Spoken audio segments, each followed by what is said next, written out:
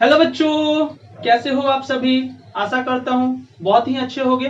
बच्चों, आज हम लोग न्यूटन्स लॉज ऑफ मोशन के टॉपिक फ्री बॉडी डायग्राम में हम लोग बहुत ही अच्छे अच्छे न्यूमेरिकल सीखने आज जा रहे हैं। बच्चों, आज की क्लास में बच्चों हम लोग एलिमेंट्री लेवल के क्वेश्चंस को देखेंगे, फिर उसके बाद वाले लेक्चर में बच्चों जेईई मेन और एडवांस लेवल के क्वेश्चंस भी आएंगे। तो बच्चों, आज बहुत ही अच्छे से इन बातों को, इन प्रश्नों को सीखने का कोशिश करना। और प्रश्नों को स्टार्ट करते हैं, सीखते हैं, जानते हैं, समझते हैं। मैं शिवानंद त्रिपाठी और आपका प्यारा सा channel maker concept classes.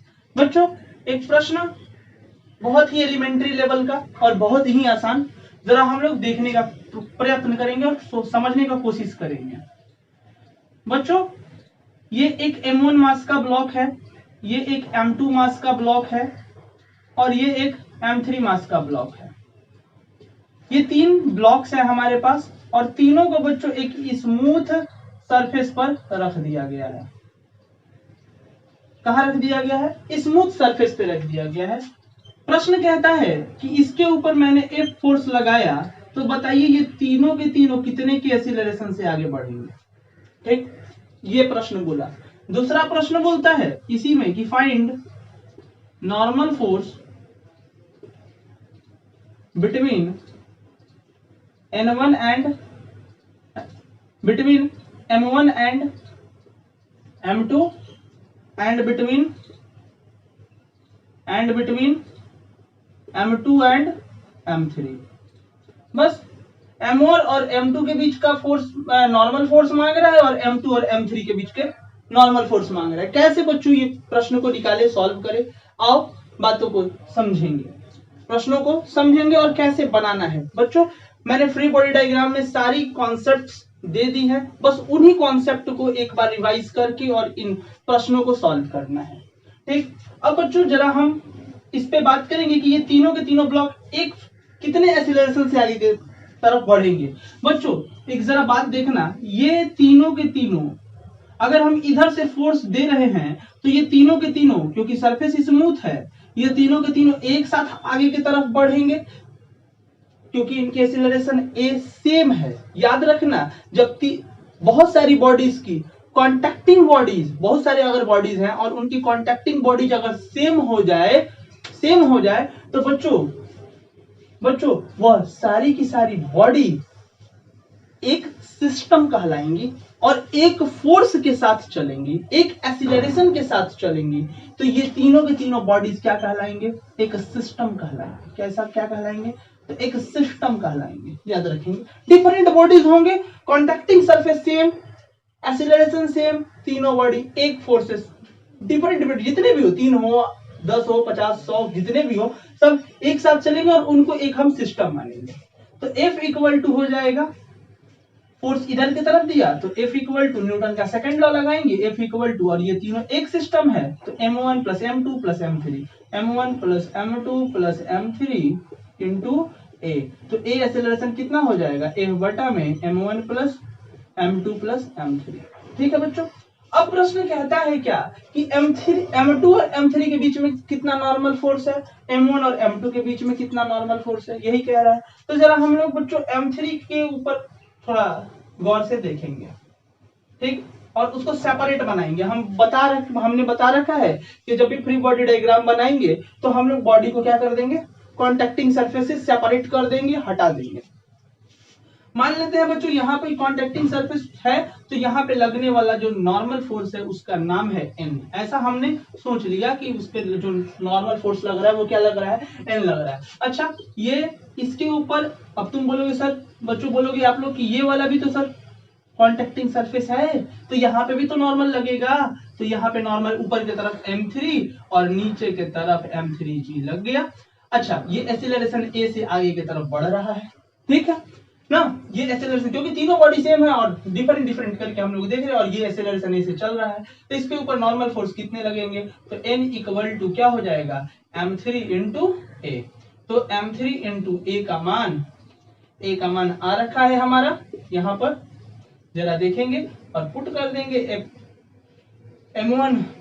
M1 plus M2 plus M3 हो गया, नॉर्मल फोर्स निकल गया हमारा। ठीक है बच्चों, अब हमको M1 और M2 के बीच में नॉर्मल फोर्स चाहिए, तो जरा सा हम यहाँ से मिटाने का प्रयत्न करते हैं और फिर देखेंगे कि M2 के ऊपर कितना फोर्स लग रहा है। ये मान लो M2 ब्लॉक होता तो इसके ऊपर मैंने माना कि इधर की तरफ कितना फोर्स लग रहा है, N' फोर्स लग रहा है। अच्छा, जैसे ही मैंने इसके ऊपर N' फोर्स लगाएंगे, ये वाला बॉडी M3 तो इससे कनेक्टेड था, तो ये भी तो चलेगा ए एक्सीलरेशन से इधर की तरफ। ठीक, अब यहाँ पे डाला N' इक्वल टू क्या हो जाएगा, M2 प्लस M3 इंटू ए एक्सीलरेशन, और ए का मान हमसे अच्छा तो कोई जानता ही नहीं है, तो M2 प्लस M3 इंटू ए का मान F बटा में M1 plus M2 plus M3। कितना आसान प्रश्न था। इस तरह से हम लोग किसी भी डिफरेंट बॉडीज का अगर कॉन्टेक्टिंग सरफेस सेम रहा तो एक्सीलरेशन, नॉर्मल फोर्स जो भी है हम लोग निकाल सकते हैं। नेक्स्ट प्रश्न हम लोग करेंगे बच्चों। प्रश्न कहता है बच्चों, बहुत ही छोटा छोटा प्रश्न हम लोग करेंगे। एक प्रश्न कहता है कि एक सीलिंग है, सीलिंग का मतलब छत है, और उस छत से एक चैन को इस तरह से कनेक्ट कर दिया गया है, लटका दिया गया है। ठीक है, इस तरह से एक चैन यूनिफॉर्म, हमसे उतना अच्छा ड्राइंग आता नहीं है लेकिन उसी को थोड़ा सा देखेंगे। यूनिफॉर्म चैन है एकदम, और इसको इस तरह से लटका दिया गया है। यह एंगल यहां से जो है सीलिंग से थीटा बना रहा है। ठीक, तो बोलता है कि find the force on the either end of the chain.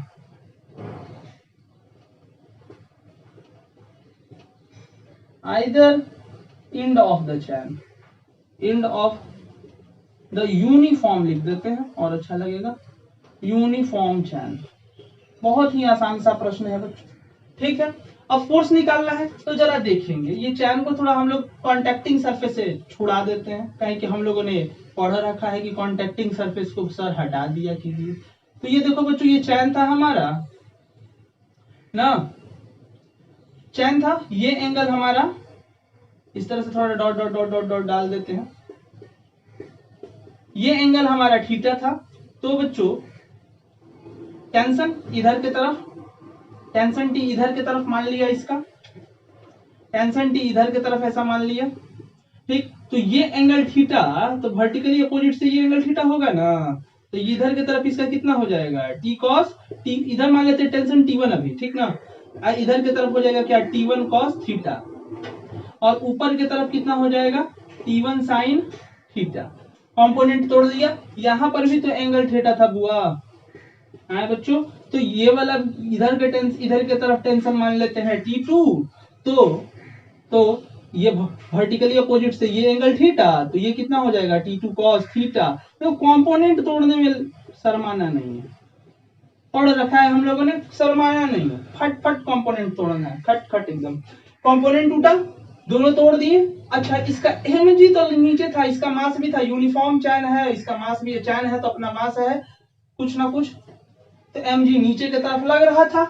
ठीक है, तो ये दोनों फोर्स को देख रहे हैं, ये दोनों फोर्स बच्चों अपोजिट डायरेक्शन में है, लगा देंगे न्यूटन का सेकंड लॉ जो भी है, और मतलब टोटल सम एक्स एक्सिस के दिशा में 0 कर देंगे, टोटल फोर्स को एक्स एक्सिस के दिशा में 0 करेंगे, तो T1 cos थीटा 1, एक दिशा को पॉजिटिव तो दूसरे दिशा को नेगेटिव मानेंगे, तो T1 cos theta 1 T2 cos theta 2 बराबर, इसका एक्सीलरेशन कितना, ये तो सस्पेंडेड इसी तरह, ये तो एक्सीलरेट कर ही नहीं रहा है, तो m इंटू 0 हो गया, तो यहाँ पे वैल्यू मैंने 0 रख दिया, तो T1 cos theta 1 equal to T2 cos theta 2, यहाँ से ये कट गया, cos थीटा, सॉरी थीटा तो सेम ही है ना, थीटा 1 लिखना, cos थीटा तो सेम ही है, तो cos थीटा कट गया, तो T1 इक्वल टू क्या आ गया बच्चों, T2, और मैंने इसको बराबर कर दिया T, ऐसा लेट कर लिया, सपोज कर लिया।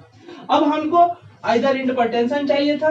ठीक है, तो ये दोनों देखो बच्चों, ये वाला और ये वाला दोनों फोर्सेस सेम डायरेक्शन में है, तो ऐड हो जाएगा, तो T1 sine theta 1 plus T2 sine theta 2, अब बराबर ये देखो mg नीचे की तरफ, y डायरेक्शन में जितने भी फोर्स लग रहे थे उनको मैंने जोड़ लिया। ठीक है ना, बराबर T सेम है, बेसिकली यहाँ पर हमने देखो दोनों फोर्स को जोड़ा तो माइनस यहाँ पे ऐसे लिख देते हैं, और एक्सेलरेट तो कर नहीं रहा है तो जीरो, ये माइनस हुआ उधर गया तो प्लस में चला गया, बस यही किए हम लोग और कुछ नहीं। सेम चीज जो कॉन्सेप्ट है उसी पे हम लोग अमल कर रहे हैं।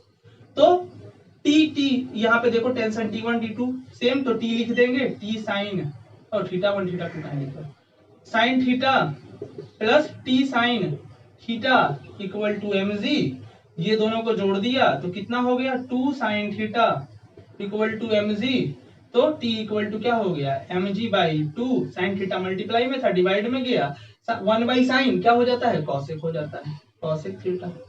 आगे आंसर अपना बच्चों, कितना आसान प्रश्न था। तो इस प्रकार के प्रश्न अगर आसान मिले तो अब हम लोग कर सकते हैं एकदम इजी वे में। अब बच्चों हम लोग नेक्स्ट प्रश्न करेंगे। ये एक मान लो हमारा सीलिंग होता है और इससे एक मैंने रोप लटका दिया इस तरह से, ठीक है, रोप लटका दिया। बोलता है क्या कि इस रोप का मास m है, इसकी लेंथ l है, तो प्रश्न बोलता है कि find the tension in the rope as the function of distance x, as a function of distance x from its lower end। Lower and से हमको क्या चाहिए बच्चों, टेंशन चाहिए, बहुत टेंशन है। क्या करोगे, बहुत ही आसान प्रश्न है बच्चों ना। जरा हम इसके सॉल्यूशन को देखेंगे। ये हमारा सीलिंग था, ठीक है, और ये हमारा अपना रोप था।